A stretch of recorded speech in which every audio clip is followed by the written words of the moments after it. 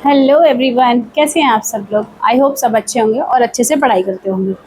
तो आज जो हमारी क्लास है वो है ज्योग्राफी की, जिसमें हम टोपोग्राफी पढ़ रहे हैं।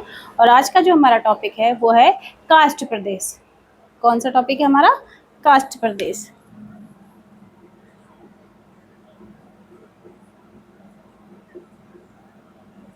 ये हम पढ़ने जा रहे हैं। कास्ट प्रदेश ये क्या होते हैं?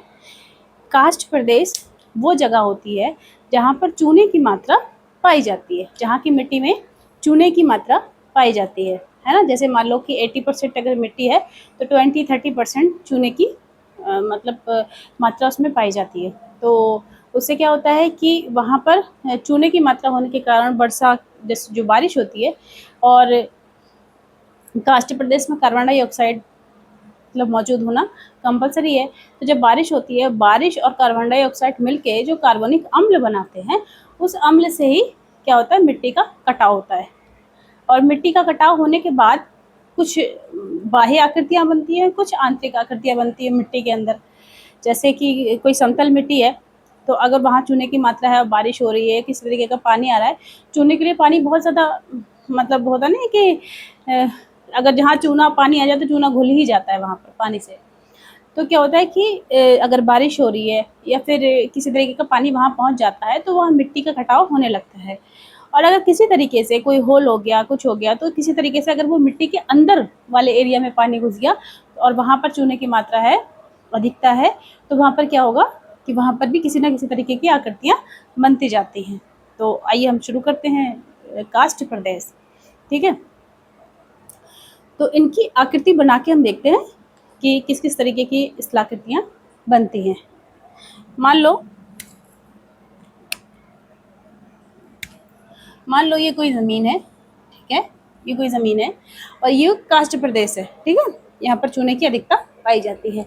फिर क्या हुआ कि यहाँ पर मान लो बारिश हुई, किसी तरीके का पानी इकट्ठा हुआ, तो यहाँ पर ये एक गड्ढा हो गया, क्योंकि वहाँ चूना पाया जाता है।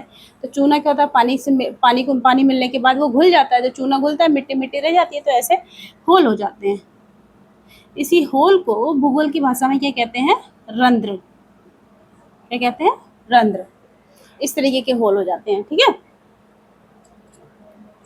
अगर ये रंध्र जैसे और भी किसी तरीके के निक्षेपण हुआ या अपर्दन हुआ किसी तरीके का, बारिश के थ्रू, पानी के थ्रू, है ना, तो ये क्या हो जाते हैं और बड़े हो जाते हैं। एक मिनट में और दूसरा वो ले लूं।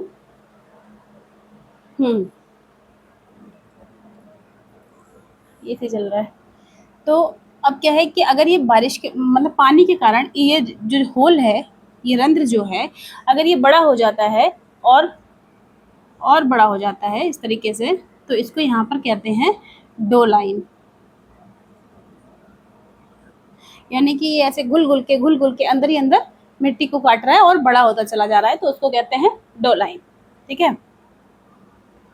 अगर ये क्या हो जाता है और बड़ा हो जाता है, ऐसे हो जाता है और बड़ा हो जाता है, ठीक है, तो इसको कहते हैं वाला। वाला, ठीक है। अगर ऐसे बढ़ते जाते हैं होल, उसके रंध्र उसके बढ़ते जाते हैं, तो अलग अलग नाम से पहचाने जाने लगते हैं। जैसे कि रंध्र है, छोटा है तो रंध्र है, अगर बड़ा हो गया तो डोलाइन हो गया, और बड़ा हो गया तो वाला हो गया। अब मान लो यहाँ पर और कटाव हुआ, कटाव होने के बाद, इससे ज़्यादा कटाव होने के बाद ये ऐसे ऐसे बिखर जाता है। वाला पे जब पानी यूं नहीं गिरता है तो ये ऐसे ऐसे नीचे मिट्टी बिखर जाती है, ऐसे बिखर गई मिट्टी। और ये मिट्टी बिखरने के बाद में ये इसे क्या कहते हैं? इसे कहते हैं पोलजे। सब ज्योग्राफी की भाषा में नाम है, इसे कहते हैं पोलजे। गड्ढे होते होते होते एक वक्त ऐसा आता है कि सारी मिट्टी गिर जाती है नीचे। जो गिरने की स्थिति पर जो स्थिति होती है उसे कहते हैं पोलजे। और गिर के जब यहाँ इकट्ठी हो जाती है, मान लो यहाँ इकट्ठी हो गई,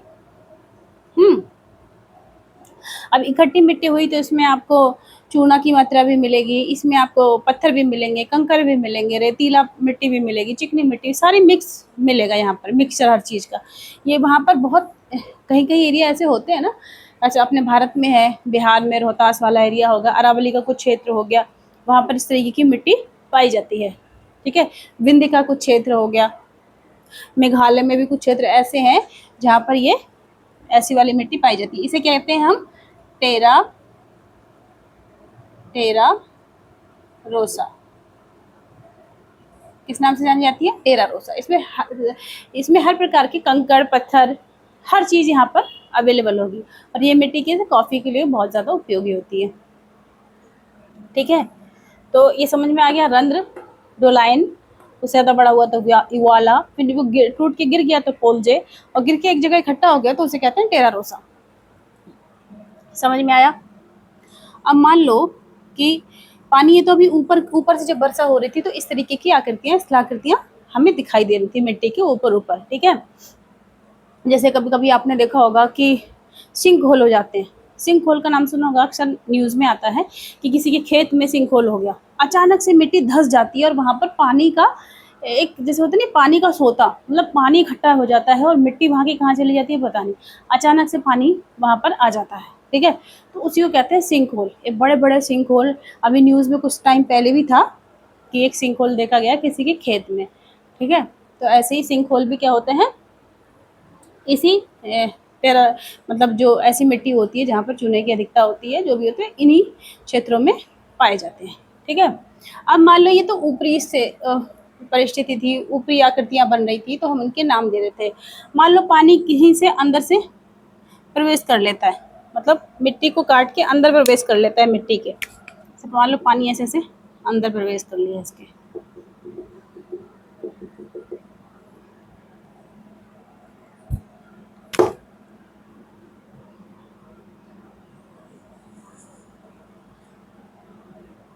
से ना ऐसे प्रवेश कर लिया पानी, तो ये यहाँ से ऐसे से जा रहा है, पानी जा रहा है।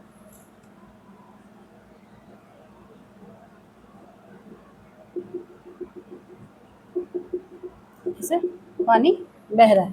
ठीक है, तो अब क्या, कैसी आकृति बन रही है यहाँ पर, ये गड्ढा ऐसे सुरंग टाइप से बन रहा है, गुफा टाइप से बन रहा है। ठीक है, जब पानी इसके अंदर गया और चूने की अधिकता होने के कारण यहाँ की मिट्टी कट गई तो एक गुफा टाइप से बन जाती है, जिसे सुरंग भी कहते हैं। आजकल इसी को देख के ही सुरंगें बनी है, तो सुरंग भी कहते हैं। गुफा टाइप से बन जाती है, केव यानी कि गार, इस तरीके से जैसे बहुत से नाम है। तो इसको, ये जो घाटी जैसी दिखने लगती है इसे हम कहते हैं अंधी घाटी, अंधी घाटी। ठीक है, मैं पानी पी लूँ एक मिनट। तो इसको हम क्या कहेंगे, यहाँ से जब पानी घुसा तो वहाँ पर गुफा टाइप की बन जाती है और उस गुफा को हम क्या कहते हैं, अंधी घाटी। ठीक है, यहाँ पर इसका नाम है अंधी घाटी। ये सब जियोग्राफिकल नाम है और एग्जाम पॉइंट ऑफ व्यू से अच्छे हैं तो आपको याद ही करना पड़ेंगे। ठीक है, और पता भी, मतलब सिंपल सिंपल से नाम है तो नाम सुने सुनाए हैं, याद हो जाएंगे। अब जैसे ये काटते जा रहे हैं, ये पानी जो है अंदर अंदर अंदर अंदर एंट्री करता जा रहा है, तो किसी ना किसी तरीके की आकृति बनाएगा यही, मतलब ऐसी आकृति बन रही है, ऐसे करके पानी ऐसे जा रहा है। ठीक है, अब एक धारा इधर भी जा रही है। ठीक है, तो यहाँ पर भी कोई ना कोई आकृति बनी रही है ऐसे। ठीक है, तो ये जो हो गई, ये मिट्टी वाला एरिया हो गया, ये मिट्टी वाला एरिया हो गया। मतलब इस तरीके से करते करते करते करते ये ऐसी आकृति बन रही है, इसकी नीचे को लटकी हुई आकृति। ठीक है, ऐसे लटकी हुई आकृति। ठीक है, अब यहाँ पर भी पानी जा रहा है तो यहाँ पर भी किसी न किसी तरीके की आकृति बन रही है, तो ये भी मिट्टी है, क्योंकि पानी काटता जा रहा है। अब ये स्थिति में पानी जा रहा है ऐसे ऐसे ऐसे ऐसे अंदर, तो वो कोई ना कोई आकृति तो बनाता जाएगा, है ना। इस तरीके की आकृतियां निर्मित हो रही है ना। लग रहा है कि पानी अंदर घुस रहा है, ऐसे देखो पानी ऐसे बना दो, ऐसा लग रहा है पानी अंदर घुस रहा है और इस तरीके की आकृतियों को निर्माण कर रहा है। ठीक है, तो ये जो ऊपर से लटकती हुई ऐसे, ये लटकती हुई ऐसे वो हो जाती है, मिट्टी हो जाती है, लटकने लगती है ऊपर से कुछ मिट्टी, है ना। गोल घुटते घुटते अंदर गोल गोल रंध्र होते होते होते होते नीचे तक पहुंच जाती है, तो इस तरीके की लटकी हुई घाटी जैसा दिखाई देने लगता है। तो इसको कहते हैं हम कि लटकी हुई, और फिर नीचे से भी ऐसे घिसती है तो नीचे से भी ऐसे आकृतियां दिखाई देने लगती हैं। ठीक है, तो जो लटकी हुई घाटी होती है इसको हम क्या कहते हैं,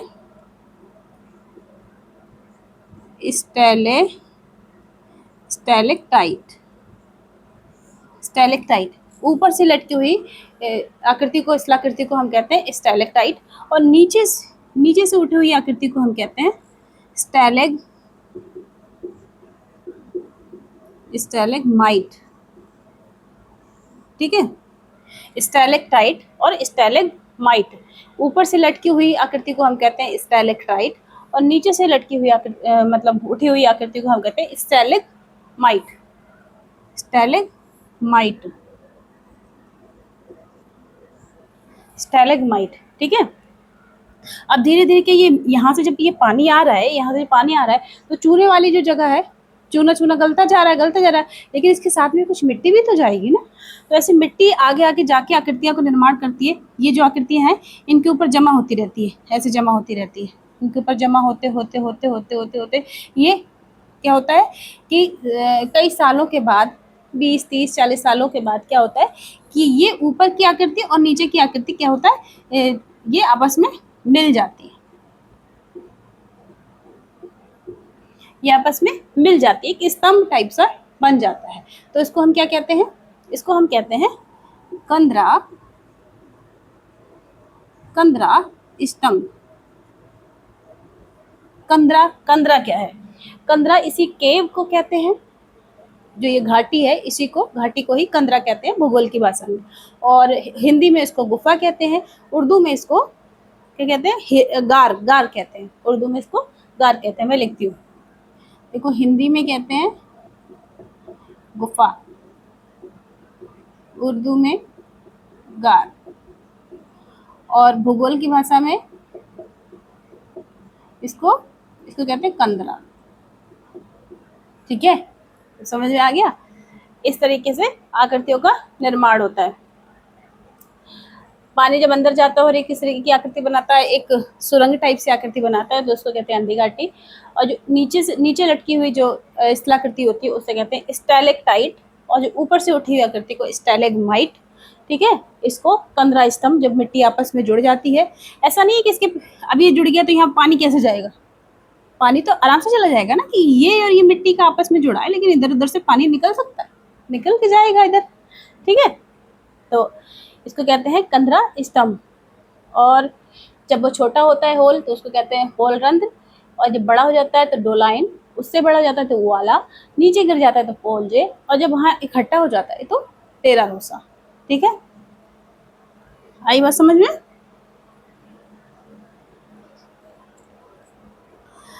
तो हमारे भारत में क्या है, इस तरीके की मिट्टी बहुत बहुत ज़्यादा नहीं है, है हर जगह थोड़ी थोड़ी, जैसे बिहार के रोहतास में, मैंने अभी बताया था ना कि रोहतास में है, इस तरीके की मिट्टी पाई जाती है।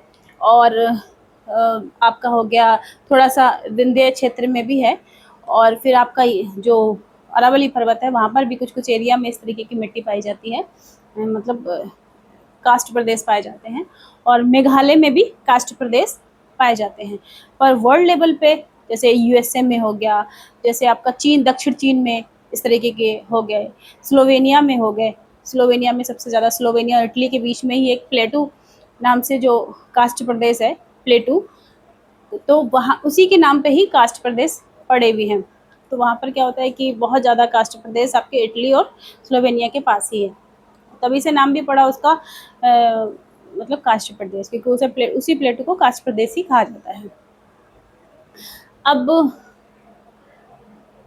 मेरे चैनल का नाम है शमा एकेडमी, बीच बीच में बताते जाऊँ क्योंकि आप लोग तो मेरे चैनल को बिल्कुल सब्सक्राइब नहीं कर रहे, वॉच भी ज़्यादा नहीं आ रहा है, वॉच टाइम भी कुछ ज़्यादा नहीं है, तो मुझे ऐसा लग रहा है कि शायद लोगों को मेरी क्लास समझ में नहीं आ रही है, मेरा पढ़ाना समझ में नहीं आ रहा।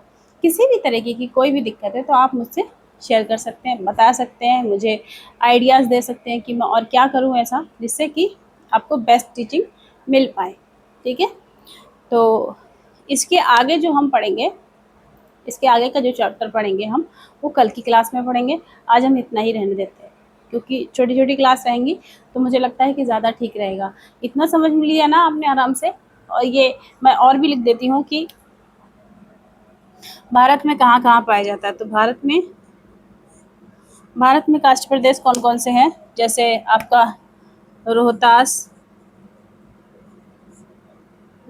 बिहार, ठीक है, विंध्य का क्षेत्र हो गया, विंध्य का क्षेत्र, अरावली का कुछ कुछ एरिया, अरावली हो गया, प्लस मेघालय हो गया,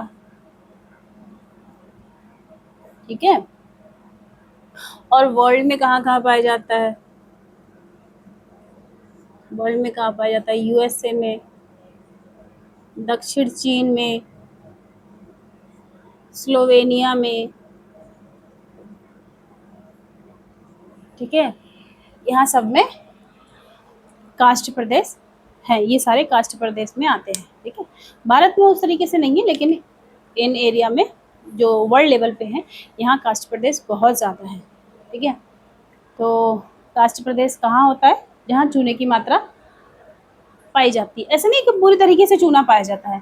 पूरी तरीके से चूने का मतलब है कि वहाँ मिट्टी नहीं होगी तो किस तरीके से सर्वाइव करेंगे लोग, है ना। पूरा वो तो पानी में बह के चला जाएगा, फिर वहाँ क्या बचेगा। चूने की जो मात्रा होती है वो कुछ परसेंटेज होती है। जैसे मान लो हमारे यहाँ अगर मिट्टी है तो मिट्टी में हमारे यहाँ 2% 3% चूने की मात्रा है।